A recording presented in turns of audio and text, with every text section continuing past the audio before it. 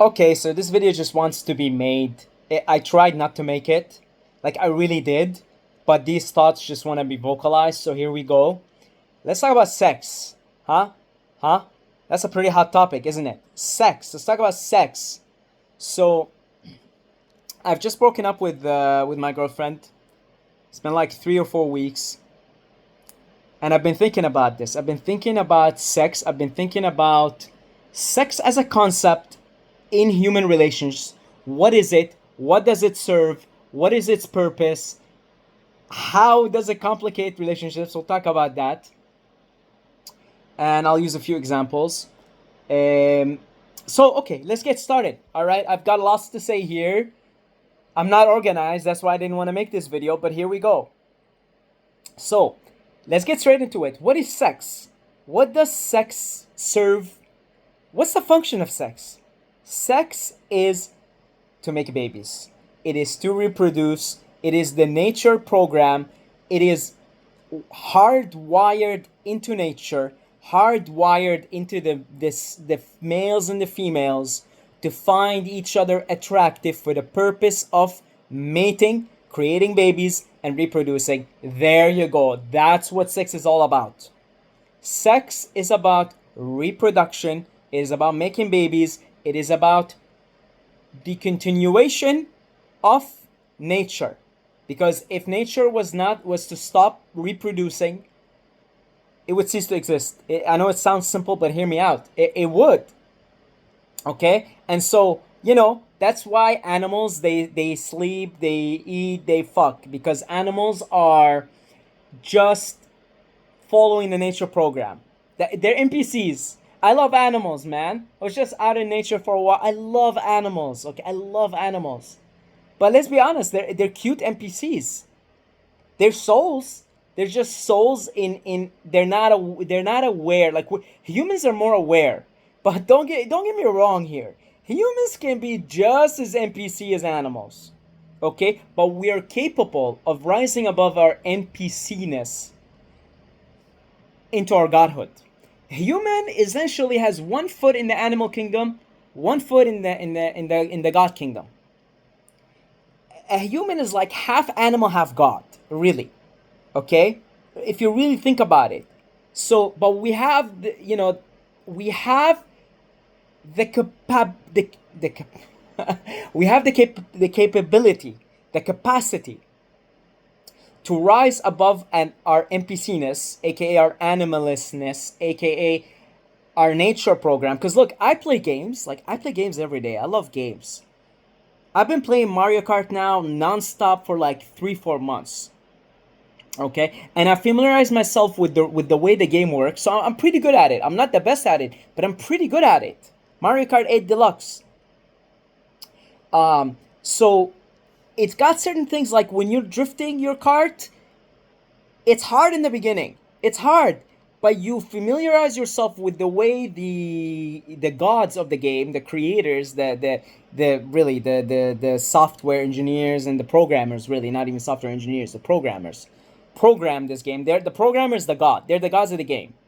They made the game, and now we have to follow the rules. So, and then you find loopholes in the game, how this works, how that works, etc., etc. So in the same way, this game that we're in, it's hardwired. Part of the programming of it is a male finds a female attractive, so they can mate, so I can keep continuing. The Matrix would cease to exist if reproduction wasn't a thing. So it's hardwired inside of us, all of us, as humans, as animals, to reproduce. Now, I just came off of a relationship, so I'm thinking, okay, how do I go forward with my life? How do I go forward? Because look, I wake up every day, I got a baguette in my pants, okay? I'm still, but I'm realizing, hey, that's just nature. Like, nature is just asking you to go make babies. All right? By the way, I kind of made a baby, but it was an accident. But then we sat down and we talked to Spirit, and we asked Spirit, hey, please, we don't want this baby. We even talked to the spirit that's gonna incarnate in the baby's body. We said, don't come in, we don't want you. I swear, within 24 hours, my My ex-girlfriend, she had a miscarriage. Now you might look and say, oh, that's a sign of bad health. Look, I'm going to pull a Darth Vader on you and say, I find your lack of faith disturbing. Okay, there is a spiritual world that rules this material realm. We sat there and we prayed our hearts out. We said, we don't want this. And within 24 hours, it was gone, right? So, had ye but faith, you can move mountain, is what my man Jesus says, right? So anyways, that's the purpose. Okay, so us humans, we feel more than others. We feel like we have great capacity to feel strong, intense pain and strong, intense pleasure. So nature said, hey, these guys are a little bit tricky, but I'm going to give them a hit of drugs when they have sex. I'm going to make it seem so attractive to them, so uncontrollable, the urge, so that it's like a trick. So that the guy can basically bust his nut inside the girl's pussy, and then there's a baby pop up. And that comes with all kinds of issues, doesn't it? Believe me, the last thing I wanted is a baby. Thank God I don't have a baby. Don't want no baby. Don't want to bring no baby into the world. I'm not saying it's wrong. Nothing wrong with it. Just me personally, I don't want to bring no baby to the world. So when you start to realize that, hey, hold on, nature's tricking me, you start to question things like, hey, should I really act on this? Should I be sexually active? See, I'm naturally starting to gravitate into a very organic monkhood. I'm starting to really even though I'm horny, man, okay? I swear, I just had sex dreams last night. Okay, it's just, if you're a healthy enough person, you don't have to be healthy, just healthy enough. The thing is operating in your body, it's automatic. You want to have sex, you want to procreate. So I'm questioning, hold on. The reason why I'm feeling all of this is nature wants me to go and fuck and have a baby. Just like all the animals do, except for the animals don't realize that, they just do it. They pop babies. I'm like, hold on, maybe I can just let this energy do its thing. Let the horniness be, observe it like a monk would, and just be like, hey, I'm going to do other things with this energy. And so here's where it gets interesting. I had my mom and my sister visit me about a month ago. Man, it was so wonderful. Okay, I'm so fond of this. I haven't seen them in so long, in years and years and years. And my sister, I have 3 sisters. The one that came, I haven't seen her since she was a teenager. So she's a grown woman. And we get along really well. And it was just love, man. It was just unconditional. It was just hey, we were just so honest with each other. Me and my mom, we have different belief systems and everything, but I was just so honest with her, and we just talked, and I had such a great time with my sister. Now, mind you, my sister is 20 years old. If she wasn't my sister and I was genetically not inclined to think of any sexual things towards her, because it's also, by the way, in our genetics, we don't see sisters and brothers in a sexual way, because genetically it's not good. You don't create good babies. So that absence, complete lack of any sexual feelings between a man and his mom and his sister, man, it is so liberating. Man, there is just it's not complicated. You know what? I really want to start viewing all men and all women in this world as my brothers and my sisters, regardless of their age, regardless of how old or how young, because it lets that flow of love, true love, okay, unconditional love, hey, compassion, right? Because if you're gonna look at someone and there's a strong part of you that wants to mate with them, that makes things complicated. I'm not saying you can't love someone unconditionally, but I'm saying that it complicates things. It's true, man. Sex complicates things. You object, because you objectify someone hey, you got a nice ass, you got nice titties, I want to bury my head in those nice titties, right? Man, it's kind of hard. I know it is lovemaking. Trust me, I know what lovemaking is. But what I'm saying is, it taints it. It clouds it. It it makes it more difficult, not impossible. I'm not saying it's not possible. I'm saying it makes it more difficult to love someone unconditionally. If you want something from them, if you want something from them, right? I mean, sex is like, and by the way, women just as horny as men. It's just nature, okay? It's just nature. They just have it in different cycles of the month, okay? Just different cycles. They'll get hornier in certain cycles than others for the sake of making a baby. They'll get horny right before they ovulate because they want to make a baby because that's the nature program. Question is that program good for us as a soul? As someone that is looking to reunite with God? That's where tantric sex comes in, right? You can 100%, you can use the vehicle of sex to sort of drag that foot that's stuck in the animal kingdom into full godhood. But man, it's really hard. It's not easy. It's not easy. So I observed this with my sister. I'm like, wow, like, I want nothing from her. I want the best for her. I have like 100% unconditional love towards her, compassion. I just want to help her if she's in a bad anything. Just want to help her. It's like she's a sister. Now imagine you treat every woman like a sister, despite even if you want to fuck a woman. Imagine you just, the wise part of you, the God part of you says, hey, I'm gonna let this energy flow upwards. This woman here that I want to fuck, she's a soul. She's suffering like me. Everything will be taken from her in this life because life is suffering. It's unsatisfactory, right? We're inside this like matrix. It's a trick, and it is a trick. We've not been forced to come here. We've been tricked to come here, and it's like you gotta watch the Matrix. Watch the movie The Matrix. We're essentially like batteries for the system. Right? Like we're just batteries. They're just feeding off of our energy and we suffer and we lose everything and they give us like a piece of candy, then they take it away from us. That's what's called old aging and old age and death. And you look at it, and even though it's like you acknowledge that you're horny, you acknowledge that you want to mate with this woman, but it's like, hey, you know what? I acknowledge it, but I'm going to take a step back. You're my sister. You're my sister. I'm going to treat you like I treat my actual sister. It's good to have a sister. Because even if you don't understand any of what I'm saying, you think of your sister if you have a sister, there's a feeling of peace.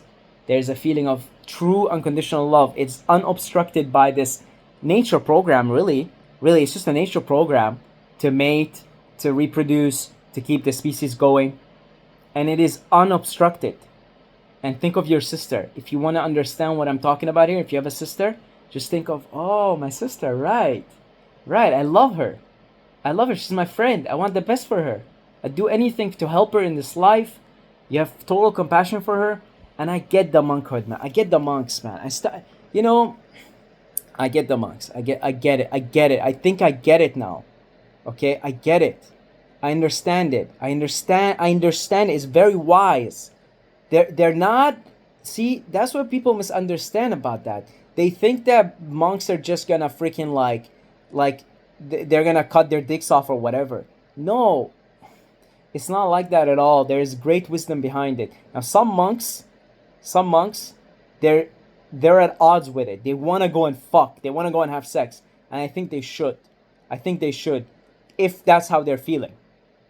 But there's an organic way to reach the state where you're like, you recognize, hey, I'm horny. I wake up every day. There's a baguette in my pants. Nature wants me to go and make a baby. But that's just nature doing its thing. And I'm going to rise above. See, our spiritual struggle is actually a rise above nature, is what it is. Nature is beautiful, but man, it tricks the fuck out of you. That's why it's called the Matrix. It's tricks. It tricks the fuck out of you. And so, again, my point, see, you guys can see why I didn't want to make this video, right? Because my thoughts are so all over the place and they're not coherent, but here they are. I guess the moral of the story is try, that's all you can do is try to treat your fellow humans, despite any feelings of horniness and I want to fuck you and you're so hot. Try to treat your fellow humans like they're your literal brothers. and literal sisters as much as you can. Okay, that's all I'm saying. I'm not as much as you can, because that sex thing is so strong, and nature put all this like crazy. Like it's stronger than freaking cocaine. Like when you come, it's stronger than cocaine. Like it's so powerful, right? Then it depletes you, and you gotta sleep more, and then you wake up. You understand what I'm saying? Because it takes a lot. That energy, it's nature just wants to make a baby. Okay, if you have sex with a stranger, once you come, you want nothing to do with them. You know, you look at animals, same thing. Once the lion fucks the lioness, it's done. Doesn't want to do anything to do with it. It's nature, it's tricking everybody. Go have a baby, go have a baby, go have a. We just want to have a baby, right? And so, I guess the moral of the story is try your best, treat your fellow humans like brothers, like sisters. It brings you peace, it brings them peace also. You can be a more compassionate person, you can be a more loving person. Now, if you can truly, from the bottom of your heart, from the feeling, depth of your soul, if you can have a relationship and have sex and really have like someone where you're sexually active with them, and you do it to channel that energy into higher purpose, all power to you, man. All power to you. I'm not saying you can't do that. I'm just saying a lot of people think they're doing that, and they really think they're doing that, but all in the meanwhile, they don't understand their attachment patterns to the other person. They don't understand all the jealousy that's being created because of this whole sexual dynamic. You know, like you see it. Like guys, go watch a lion documentary. I watched like hundreds of lion documentaries. I'm obsessed with lions. You know, a lion comes in, and a male lion has to defend his lionesses to the death, because he just sees her like this is a first. These are his hair, his bitches, his woman, right? And so they literally like fight. Two male lions will fight to the death over the temporary right to reproduce with these females. It's really silly when you think about it. It's got nothing to do with Godhood, I'll tell you that. So all these feelings that arise in a relationship, jealousy and possessiveness and all of that, is complicated by the sex thing, by this nature, by the sex nature program. And once, you don't have to take it out, but when you take it out, you just see that woman as a sister, man, does it get a lot easier to soul. Here's your soul connection. You're my sister. You're my sister. You understand? You understand? It's not complicated. I'm not jealous over you. I'm not possessive over you. I'm not trying to control your life. I'm not gonna like a male lion like defend you to the death and go fight some other males that are trying to secure mating rights with you, temporary mating rights with you, right? It's pretty silly. Once you take all that out, now you again, like I said, you can do that in a relationship. You can have sex with someone in a way that elevates both of you into the Godhood, but trust me, it's way hard. Like a lot of people think they're doing it, but really, they're jealous, they're possessive, they fight a lot. Like, yeah, all I'm saying is, moral of the story is, regardless of what the hell you're gonna decide to do with your life, and how you're gonna do whatever you do with these urges that you have, these sexual, normal, natural sexual urges that everybody has, because it's this nature program. Regardless what you decide to do with them, whether it's to pop babies or just have sex for the pleasure of it, or maybe just do some other thing with the energy, brahmacharya, it can probably help us all to just look at our fellow humans as brothers and sisters, regardless of their age, regardless of their fertility, okay, regardless of anything. It just helps a lot. And again, if you want to get this point across, you could just skip the whole thing. Should have just told you from the beginning. Think of your literal brother if you have one, if you're a woman, or think of your literal sister if you're a man. Think how you view them, how you feel towards them. Wouldn't it be nice to feel like that to everyone? Okay, that's all I'm saying. I'll see you guys in the next video.